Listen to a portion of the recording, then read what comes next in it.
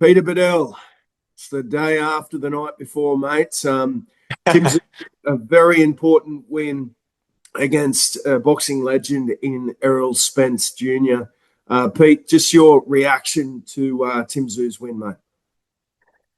Yeah, look, I'm really pleased for Tim and his team, and Jeff Fenech, of course, as well, who joined him for their debut together as an alliance. Look, I said before the fight, Macca, that I hoped Tim would prove me wrong. I mean, I feared that Spencer's best would be better than Tim's best, but I'm so glad as an Australian that he got the job done. Look, was it? I don't think it was his greatest performance, but he was his biggest scalp, if that makes sense. I mean, his previous great scalps were, or good scalps were Mendoza, who was never an elite 154, and Tony Harrison, who was a fading force even by then, and it was almost came out for a bit of a holiday to Australia. But Spence was genuinely locked in.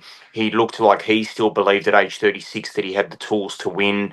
And so Tim, I thought it was a good performance, not a great performance, but I think he can still get better with Jeff Fenech. They'll have a lot to work on. They'll get better with a few more camps. But it was nice to see.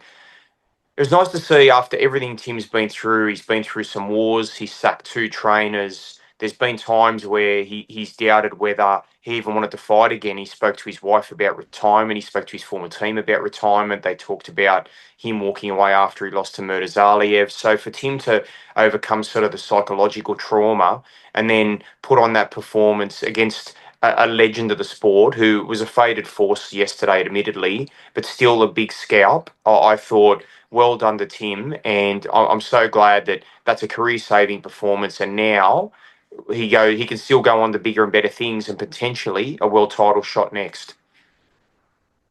Mate, what did you make of Errol Spence's performance in the fight? I thought from round one, he looked off balance. He looked in all sorts. There were moments there in two, three, and those sort of earlier rounds where you thought he was coming on, and he did land a beautiful left hand on Tim, and you thought he could build from here. But then I think the pace that Tim Tszyu was putting on him, just by bullying and with his size, just got to Errol, and he was a wash force by around 5, 6, 7. How did you see it? Yeah, look, I hate to say it, Macca, because he's an American icon. He was a top five pound for pound great at one point, three belt champion at 147. You hate to say, but I've got to say, Macca, to be honest, he was awful yesterday. I was so disappointed in what I thought he would bring and what he ultimately didn't bring. I think all of us in the arena yesterday were hoping we would see some semblance of the guy that was the genuine truth, was 28-0 before he fought Bud Crawford. And I thought maybe we would see one last grand performance and we'd see a real fight for the ages. But I just was so disappointed in Errol. And I mean, what really worried me, Jay, was in that first round when Tim produced that right hand that was almost a reverse a reverse of the Acampo left hook. It was almost a mirror image right hand this time. And I look, his feet were off balance. His equilibrium was off. His balance was terrible. And I just thought to myself, right then, Jesus, is this guy even going to go 3 or 4 rounds? And then we started to see the weight differential. I mean, I'm told, Jay, that Tim weighed in at 81 kilos on fight day, so he was a big boy, and you could see the true welterweight in Spence against the 154, 160 natural size of Tim. And he then started to impose his physicality on Spence. And I thought Spence, as you said, I thought I gave him two of the first 3 rounds. I thought he landed some good straight lefts.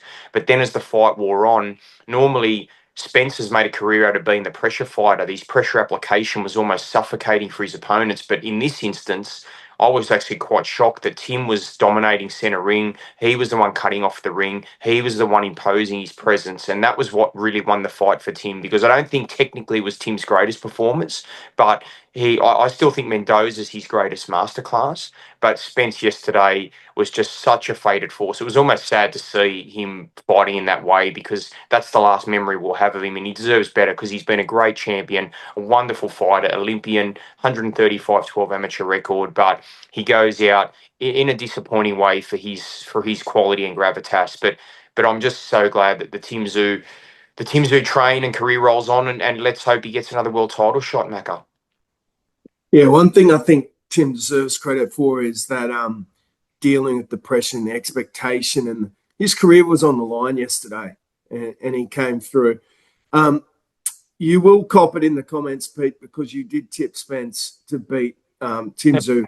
How much do you think the win was Errol Spence being faded and Tim Tszyu being better? How do you see that?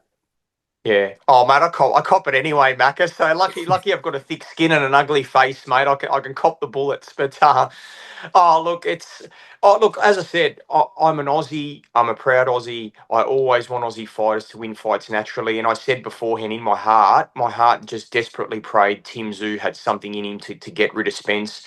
And so, look, I just thought if I thought about the Spence that I knew, I thought technically he might outbox Tim. But I'm so glad that Tim's got the win. This is what we all wanted as Aussies. And look, I think there was no doubt. There's no doubt a component where Spence's faded quality was a factor in this fight. There's no doubt that played into Tim's hands. But let's also look at the positives for Tim. I think Jeff Fenech. Let's not underestimate Jeff's role in this. I know he's got his critics, Jeff. He's an outspoken guy. Sometimes he invites a bit of it on himself. But the one thing I'll say about Jeff is, before the fight, he said two things. One, it was about psychology for Tim. It was about belief and giving him some love, and just a sense that while his aura of invincibility had been broken, he wasn't a broken figure. And I think Jeff played a huge role psychologically for Tim. I think he gave him a sense of belief that he wasn't done at this level. So let's not discount the mental component. But then there's also the strategic component. I know Jeff said to me, I spoke to him on fight day, and he said to me, Pete, the first two rounds are everything. We need to get those first 6 minutes in the bank.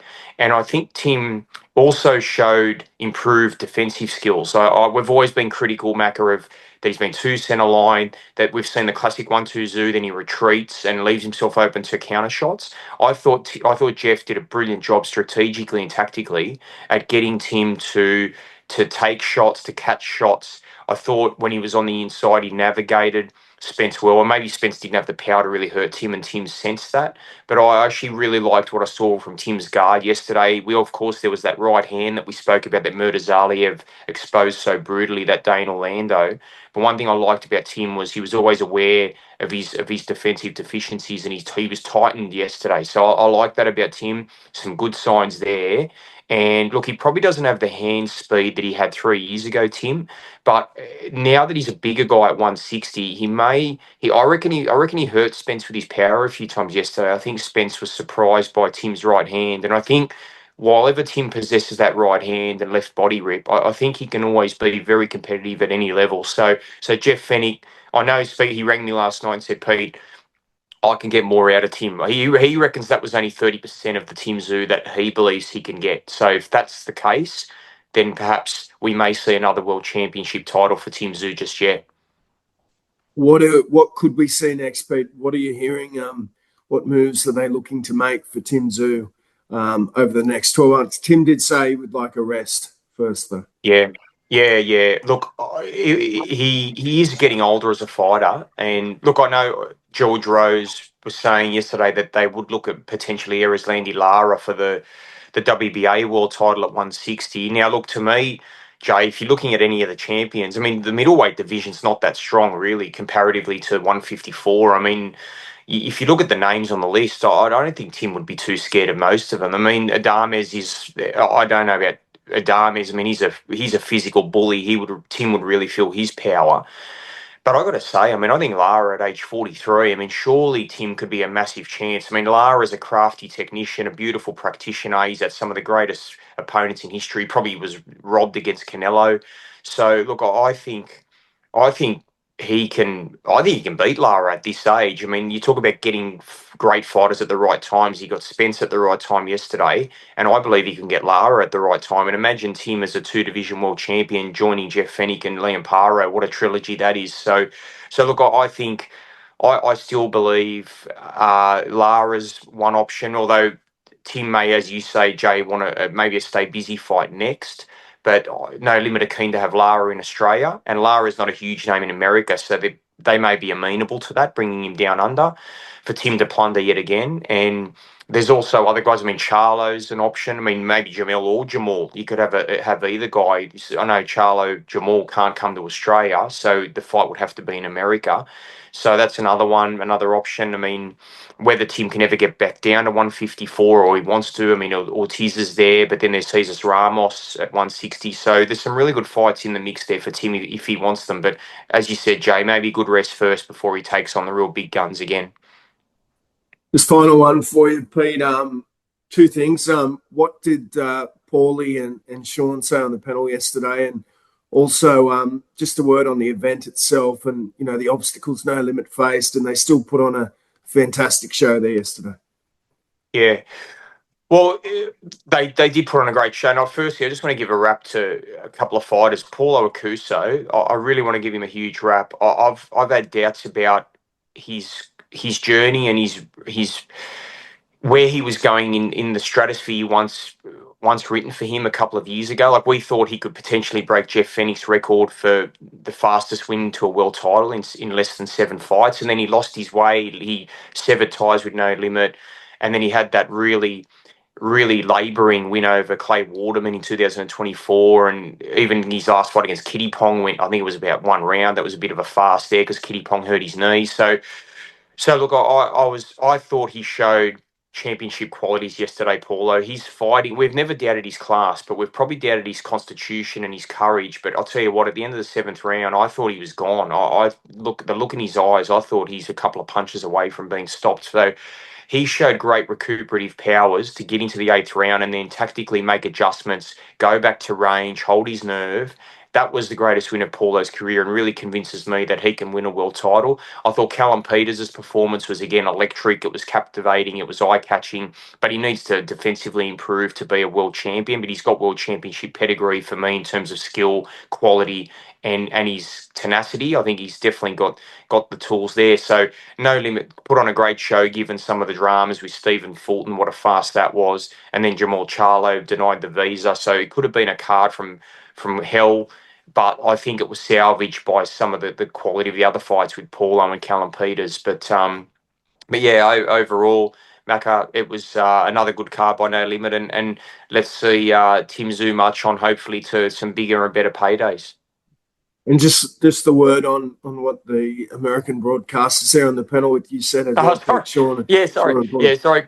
I got sidetracked there, Macca, pumping up the Aussies. Paulie said to me, he actually said to me before the fight, he said, I think Tim Tszyu can win today. And I said, really? Why do you say that, Paulie? And he said, because he said the first few rounds would be critical in terms of Tim preying on Spence's lack of activity. And he said the key for Tim will be to impose enough doubt early for Spence to think, hold on a minute, I'm not the fighter that I used to be. And he said, I give Tim a real red hot go here, and he was proven right, Paulie. And also I'll give Danny Green a rap, Macca. We were getting on the panel to get mic'd up, wired up, and Danny said to me, Pete, Tim Tszyu's going to win this fight today. And I said, oh really? Why do you say that, Danny? And he said, mate, I've watched Spence this week. I haven't seen any pop in his feet. I haven't seen any bouncing. I haven't seen any real quality footwork. And he goes, I believe that he's just about done and Tim will win this fight. So well done to Danny Green, because he dead set called it well in advance.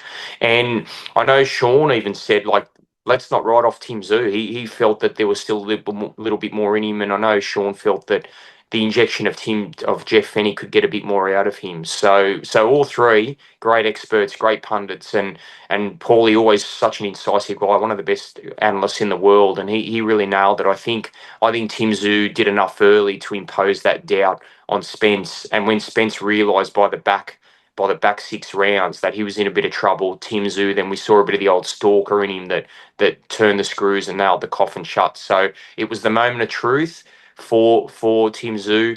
The phoenix rises from the ashes, and he passed his moment of truth. So well done to Tim Tszyu. There we go. Well said, Pete. Always appreciate your time and your coverage, mate, and your honesty. Peter Badel, thanks so much. Thanks, Macca. Anytime.